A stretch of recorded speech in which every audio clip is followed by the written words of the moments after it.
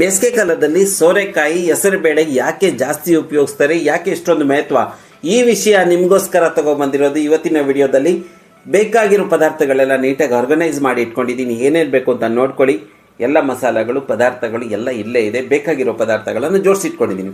So ಈಗ ಮಾಡಬೇಕಾಗಿರೋದೇನು, ನಮ್ಮ ವಿಡಿಯೋಗೆ ನೀವು ಲೈಕ್ ಹೊಡೆದು ಕಾಮೆಂಟ್ ಹೊಡೆದು ಶೇರ್ ಸಬ್ಸ್ಕ್ರೈಬ್ ಮಾಡ್ಕೊಳ್ಳಿ. So ladies and gentle guys, ನಮಸ್ಕಾರ. ನಮ್ಮ ಟೇಸ್ಟ್ ಆಫ್ ಉಪಹಾರದಲ್ಲಿ ನಿಮಗೆ ಸ್ವಾಗತವಿದೆ. ನಾನು ಸುರೇಶ್ ಶೆಟ್ಟಿ. ಇವತ್ತಿನ ರೆಸಿಪಿ 2 ರೆಸಿಪಿಗಳು ಒಂದೇ ವಿಡಿಯೋದಲ್ಲಿ. ಫಸ್ಟಿಗೆ ನಾನು ಮೆಂತ್ಯ ಸೊಪ್ಪನ್ನು ಬಿಡಿಸಿ ತೊಳೆದು ಇಟ್ಕೊಂಡಿದ್ದೀನಿ. ಹೆಸರುಬೇಳೆ ನೆನೆಸಿ ಇಟ್ಕೊಂಡಿದ್ದೀನಿ. ಬೇಕಾಗಿರೋ ಪದಾರ್ಥಗಳು ಆರ್ಗನೈಸ್ ಮಾಡಿ ಇಟ್ಕೊಂಡಿದ್ದೀನಿ. ಸೌತೆಕಾಯಿನ ಸಿಪ್ಪೆ ತೆಗೆದು ತುಂಡು ತುಂಡುಗಳಾಗಿ ಕಟ್ ಮಾಡ್ಕೊಂಡಿದ್ದೀನಿ. ಎಳೆ ಸೌತೆಕಾಯಿ ಇದ್ದರೆ ನೀವು ಸಿಪ್ಪೆ ತೆಗಿಬೇಡಿ, ಅದು ಫೈಬರ್ ಚೆನ್ನಾಗಿರುತ್ತೆ. ನಾನು ಹೋಟ್ಲಿಗೋಸ್ಕರ ಸಿಪ್ಪೆ ತೆಗೆದು ಹಾಕಿದ್ದೀನಿ. ಎಳೆ ಸೌತೆಕಾಯಿ ತುಂಡುಗಳಾಗಿ ರೆಡಿ ಮಾಡಿ ಇಟ್ಕೊಂಡಿದ್ದೀನಿ.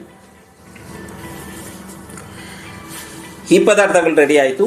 ಈಗ ಸ್ಟವ್ ಮೇಲೆ 2 ಕಡಾಯಿಯನ್ನು ಇಟ್ಟು